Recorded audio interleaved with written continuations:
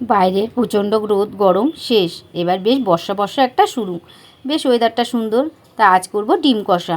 এবার বেশ কিছুটা জলে কয়েকটা ডিম আর একটু নুন, একটু সামান্য সর্ষের তেল দিয়ে ডিমটা সেদ্ধ বসিয়ে দিলাম। এদিকে আমি পেঁয়াজ, রসুন আর শুকনো লঙ্কা বেটে নেব, জিরে, ধনে, আদাও বেটে নেব।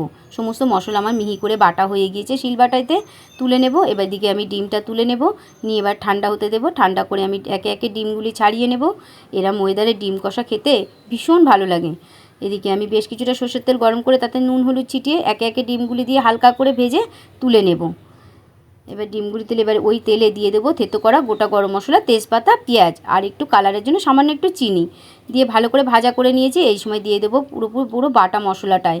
সম্পূর্ণ বাটা মশলাটা আমার দেওয়া হয়ে গেছে, ভালো করে কষিয়ে নিয়েছি, তেল ছেড়ে সুন্দর একটা গন্ধ বেরিয়েছে। দিয়ে দেবো নুন, হলুদ, কাশ্মীরি লঙ্কার গুঁড়ো আর টমেটো বাটা দিয়ে আরও বেশ কিছুক্ষণ কষিয়ে নেব। একটু গরম মশলা গুঁড়োও ছড়িয়ে দিলাম, দিয়ে আর পরিমাণ মতো জল দিয়ে বেশ ফুটে এলে এই ডিমগুলি দিয়ে ভালো করে আরও কিছুক্ষণ ফুটিয়ে নিলে একটা সুন্দর রং চলে এসছে। এই সময় ওপর থেকে কাশ্মীরি মেথি পাতা হাতে ঘষে ছড়িয়ে দমে কিছু সময় রেখে দিলে রান্নাটা আমার পুরোপুরি কমপ্লিট হয়ে গেছে। গরম গরম ভাতে মুখে দিতে স্বাদে ফাটাফাটি।